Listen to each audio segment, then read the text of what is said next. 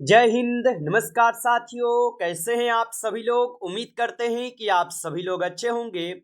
और साथियों, आप सभी लोग की तैयारी जो है बिल्कुल अच्छी तरीके से चल रही होगी। तो साथियों, आज की इस क्लास में हम सभी लोग जो है MPESB हॉस्पिटल असिस्टेंट एग्जाम 2026 के लिए टॉप ऐसे इंपोर्टेड और चुनिंदे क्वेश्चन को देखेंगे जो कि साथियों आपके 24 जून के एग्जाम के लिए काफ़ी ही इम्पोर्टेंट है। तो आप इस क्लास को बिल्कुल अच्छी तरीके से लास्ट तक देखिएगा और इस क्लास में दिए जाने वाले इन सभी क्वेश्चनों को आप अच्छी तरीके से जरूर याद कर लीजिएगा, जिससे कि आप जो है अपने एग्जाम में सभी क्वेश्चन को आसानी तरीके से बना पाएंगे। तो चलिए क्लास को स्टार्ट करते हैं। उनसे पहले यदि आप इस चैनल पे पहली बार जुड़े हैं तो आप जो है इस चैनल को सब्सक्राइब कर लीजिए और सब्सक्राइब करके ऑल नोटिफिकेशन को भी ऑल पे दबा के जुड़ जाइए, जिससे कि जब भी कोई नई क्लास हो सबसे पहले क्लास का नोटिफिकेशन आपके पास जो है पहुंच सके। तो आप इस चैनल को सब्सक्राइब कर लीजिए, साथ ही साथ आप जो है इस क्लास को भी लाइक जरूर कर लीजिएगा। तो चलिए क्लास को स्टार्ट करते हैं और देखिएगा क्वेश्चन क्या पूछा है। क्वेश्चन पूछा गया है आपसे कि किस संधि ने यूनान को एक स्वतंत्र राष्ट्र के रूप में मान्यता दी है। चलिए बताएंगे। ये सभी क्वेश्चन काफी इंपोर्टेंट और चुनिंदे क्वेश्चन हैं जो कि आपके एग्जाम में 100% आपको ये सभी क्वेश्चन पूछे जाएंगे। और बताइएगा कि किस संधि ने यूनान को एक स्वतंत्र राष्ट्र के रूप में मान्यता दी। तो याद रखेंगे यहाँ पे सही जवाब जो है ऑप्शन सी हो जाएंगे, कुस्तुनतुनिया की संधि। ऑप्शन यहाँ पे सी सही जवाब होगा। चलिए अगला प्रश्न देखिएगा। प्रश्न यहाँ पे पूछा गया है और प्रश्न क्या पूछा गया है कि निम्नलिखित में से किसने यंग इटली नामक गुप्त समाज की स्थापना की थी। चलिए बताएंगे। तो निम्नलिखित में से किसने यंग इटली नामक गुप्त समाज की स्थापना की थी। तो याद रखेंगे इनकी स्थापना किए गए थे किसके द्वारा। तो यहाँ पे 2 नंबर क्वेश्चन का सही जवाब ऑप्शन बी करेंगे। चलिए अगला प्रश्न देखिएगा। प्रश्न यहाँ पे दिए गए हैं और प्रश्न क्या पूछा है आपसे कि भारतीय राष्ट्रीय कांग्रेस के किस अधिवेशन में पूर्ण स्वराज की मांग को औपचारिक रूप दिया गया। चलिए बताएंगे। तो भारतीय राष्ट्रीय कांग्रेस के किस अधिवेशन में पूर्ण स्वराज की मांग को औपचारिक रूप दिया गया। तो ये दिए गए थे आपके लाहौर अधिवेशन 1929 को। ऑप्शन यहाँ पे डी सही जवाब होगा।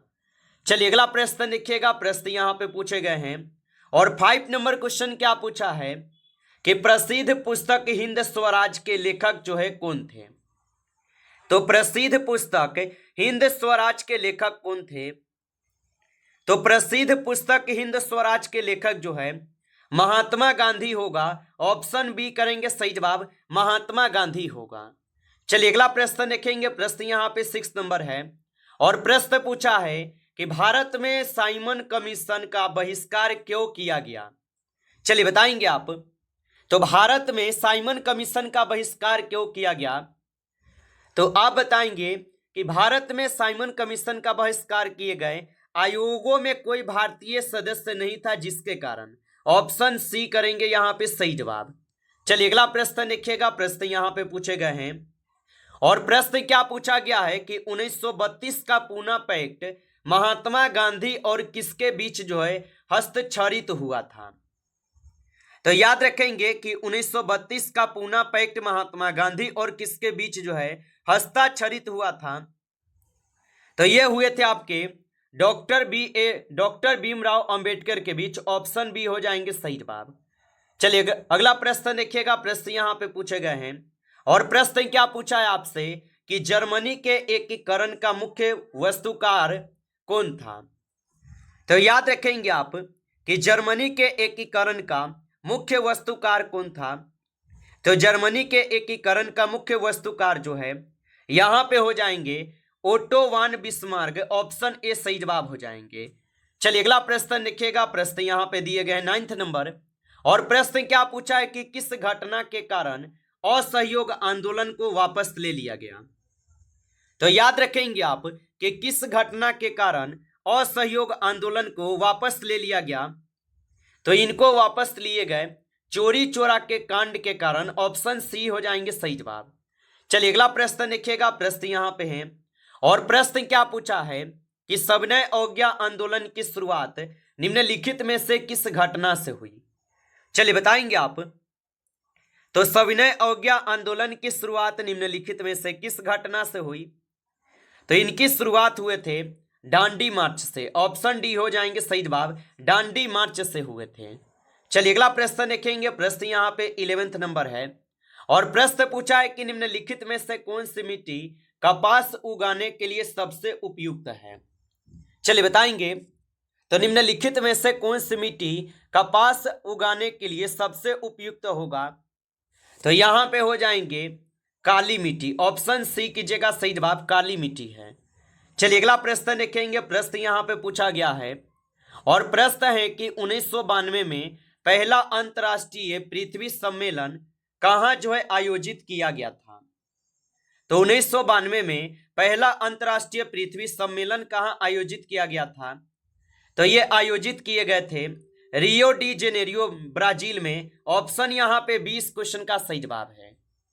चलिए अगला प्रश्न देखेंगे, प्रश्न यहां पे पूछा है कि हीराकुंड बांध किस नदी पर बनाया गया। चलिए बताइए। और आप अभी तक इस क्लास को लाइक नहीं किए हैं तो क्लास को आप लाइक कर लीजिएगा।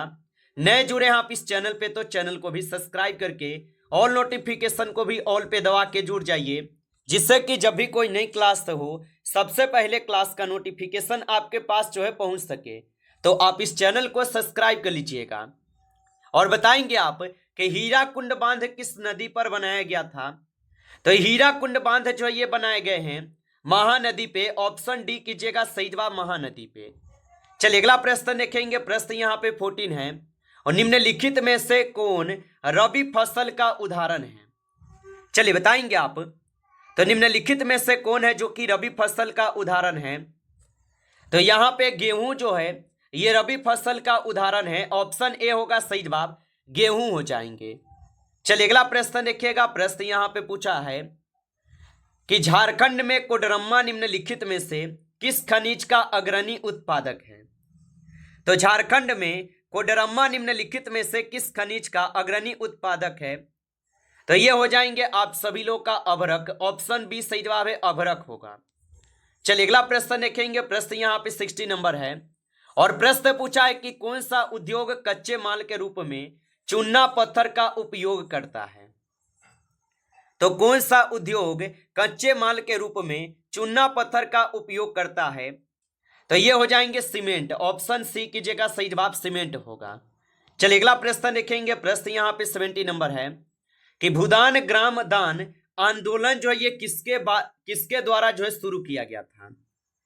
तो भूदान और ग्राम दान आंदोलन किसके द्वारा शुरू किया गया था। तो ये शुरू किए गए विनोबा भावे के द्वारा। ऑप्शन डी हो जाएंगे, विनोबा भावे के द्वारा। चलिए अगला प्रश्न देखेंगे और 80 नंबर प्रश्न है कि भारत में सबसे प्रचुर मात्रा में उपलब्ध जीवाश्म ईंधन कौन सा है। तो भारत में सबसे प्रचुर मात्रा में उपलब्ध जीवाश्म ईंधन कौन सा होगा। तो यहां पे कोयला हो जाएंगे। ऑप्शन ए करेंगे सही जवाब, कोयला होगा। अगला प्रश्न देखेंगे, प्रश्न यहां पे 90 नंबर है कि स्वर्णिम चतुर्भुज सुपर हाईवे किससे जोड़ते हैं। तो स्वर्णिम चतुर्भुज सुपर हाईवे किससे जोड़ते हैं। तो ये जोड़ते हैं आपके दिल्ली, मुंबई, चेन्नई और कोलकाता को। ऑप्शन यहां पे 20 क्वेश्चन का सही जवाब है। चलिए आगे देखिए, अगला प्रश्न यहां पे 20 नंबर है कि कर्तन एवं दहन कृषि को भारत के किस क्षेत्र में झूमिंग के नाम से भी जाना जाता है। तो कर्तन एवं दहन कृषि को भारत के किस क्षेत्र में झूमिंग के नाम से जाना जाता है। तो याद रखेंगे उत्तर पूर्वी राज्य को। ऑप्शन सी सही जवाब होगा। आगे देखिए, अगला प्रश्न यहां पे 21 है कि निम्नलिखित में से कौन सा पादप हार्मोन है। तो निम्नलिखित में से कौन सा पादप हार्मोन हो जाएगा। तो यहां पे हो जाएंगे साइटोकाइनिन, जो कि यह पादप हार्मोन होगा। ऑप्शन डी सही जवाब है। चलिए अगला प्रश्न देखेंगे 22 है कि तंत्रिका उत्तक किसके एक संगठित जाल से बना होता है। तो याद रखेंगे कि तंत्रिका उत्तक किसके एक संगठित जाल से बना होता है। तो ये बने होते हैं आपके तंत्रिका कोशिका न्यूरॉन से, ऑप्शन बी हो जाएंगे सही जवाब। आप अच्छे से इनको याद रखेंगे। चलिए अगला प्रश्न देखिएगा। प्रश्न पूछा है 23 नंबर, और प्रश्न क्या पूछा है कि शरीर का मुख्य समन्वय केंद्र कौन सा है। तो शरीर का मुख्य समन्वय केंद्र कौन सा होगा। तो यहां पे 23 क्वेश्चन का सही जवाब ऑप्शन सी हो जाएंगे, मस्तिष्क हो जाएंगे। ऑप्शन सी सही जवाब है। आप अच्छे से इनको याद रखेंगे। चलिए अगला प्रश्न देखिएगा 24 है कि मनुष्य के अग्नाशय में क्या निर्मित होता है। चलिए बताएंगे आप। तो मनुष्य के अग्नाशय में क्या निर्मित होता है। तो मनुष्य के अग्नाशय में निर्मित होते हैं इंसुलिन। ऑप्शन सी हो जाएगा सही जवाब, इंसुलिन होते हैं। आगे देखिए अगला प्रश्न यहां पे दिए गए 25 नंबर, और 25 क्वेश्चन है कि रक्त में आयरन की कमी से होने वाला रोग कौन सा है। तो याद रखेंगे आप कि रक्त में आयरन की कमी से होने वाला रोग कौन सा होगा। तो रक्त में आयरन की कमी से होने वाला रोग जो है एनीमिया रोग होगा। ऑप्शन सी सही जवाब है। आप अच्छे से इनको याद रखेंगे। चलिए अगला प्रश्न यहां पे दिए गए 26 नंबर, और क्वेश्चन क्या है कि पादपों में कौन सा हार्मोन फलों को पकाने का काम करता है। तो याद रखेंगे कि पादपों में कौन सा हार्मोन फलों को पकाने का काम करता है। तो यहां पे हो जाएंगे इथाइलिन। ऑप्शन डी सही जवाब है, इथाइलिन हो जाएंगे। चलिए अगला प्रश्न देखेंगे। 28 क्वेश्चन दिए गए हैं, और 28 क्वेश्चन क्या पूछा गया आपसे कि पराग नलिका का बीजांड की ओर वृद्धि करना किस प्रकार का अनुवर्तन है। तो पराग नलिका का बीजांड की ओर वृद्धि करना किस प्रकार की अनुवर्तन होगा। तो ये हो जाएंगे आप सभी लोग का रसायन अनुवर्तन। ऑप्शन डी सही जवाब हो जाएंगे, रसायन अनुवर्तन होगा। चलिए अगला क्वेश्चन देखेंगे 29 है कि इथाइलिन के प्रयोग से पौधों में किसकी वृद्धि होती है। तो इथाइलिन के प्रयोग से पौधों में किसकी वृद्धि होती है। तो इथाइलिन के प्रयोग से पौधों में जो है मादा पुष्पों की वृद्धि होते हैं। ऑप्शन सी सही जवाब है, मादा पुष्पों की वृद्धि होते हैं। चलिए अगला प्रश्न यहां पे दिए गए 30 नंबर, और क्वेश्चन है कि हमारे शरीर में नियंत्रण एवं समन्वय का कार्य जो है कौन करता है। तो हमारे शरीर में नियंत्रण एवं समन्वय का कार्य कौन करता है। तो यहां पे कार्य करते हैं आपके तंत्रिका तंत्र और अंतःस्रावी दोनों। ऑप्शन यहां पे जो है सी सही जवाब होगा। आप अच्छे से याद रखेंगे। चलिए अगला प्रश्न देखेंगे 31 क्वेश्चन है कि सामान्य मनुष्य के मस्तिष्क का भार जो है कितना होता है। तो सामान्य मनुष्य के मस्तिष्क का जो भार होगा ये कितना होता है। तो सामान्य मनुष्य के मस्तिष्क का जो भार होगा ये होते हैं आप सभी लोग का 1300 ग्राम से लेकर 1400 ग्राम। ऑप्शन यहां पे 20 क्वेश्चन का सही जवाब है, 1300 ग्राम से लेकर 1400 ग्राम होते हैं। आगे देखिए अगला प्रश्न यहां पे दिए गए हैं, और प्रश्न क्या पूछा है कि मास्टर ग्रंथि जो है किसे कहते हैं। तो याद रखेंगे आप कि मास्टर ग्रंथि किसे कहते हैं। तो मास्टर ग्रंथि जो है पिट्यूटरी और पीयूष ग्रंथि को कहते हैं। ऑप्शन सी हो जाएंगे सही जवाब यहां पे। चलिए अगला प्रश्न देखेंगे। प्रश्न यहां पे दिए गए 33 नंबर कि निम्न में से कौन सी मिश्रित ग्रंथि है यहां पे। तो निम्नलिखित में से कौन सी मिश्रित ग्रंथि है। तो यहां पे अगर मिश्रित ग्रंथि देखेंगे तो अग्नाशय हो जाएगा।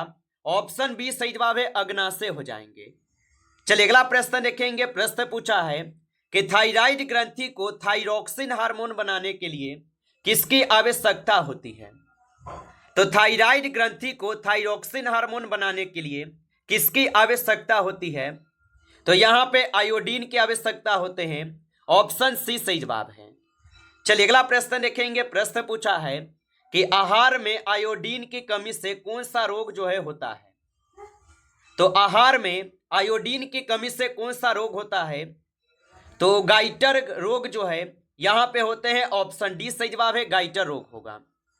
नमस्कार साथियों, इस क्लास में आपके टॉप 35 क्वेश्चन थे जो काफी इंपॉर्टेंट क्वेश्चन थे। साथियों यदि आपको क्लास अच्छा लगा हो तो आप इस क्लास को लाइक करेंगे। नए जुड़े हैं आप इस चैनल पे तो चैनल को भी सब्सक्राइब करके ऑल नोटिफिकेशन को ऑल पे दबा के जुड़ जाइए, जिससे कि जब भी कोई नई क्लास हो सबसे पहले क्लास का नोटिफिकेशन आपके पास जो है पहुंच सके। तो आप इस चैनल को सब्सक्राइब कर लीजिएगा। चलिए फिर मिलते हैं आपसे नेक्स्ट टॉपिक के साथ नेक्स्ट क्लास में। तब तक के लिए जय हिंद, जय भारत।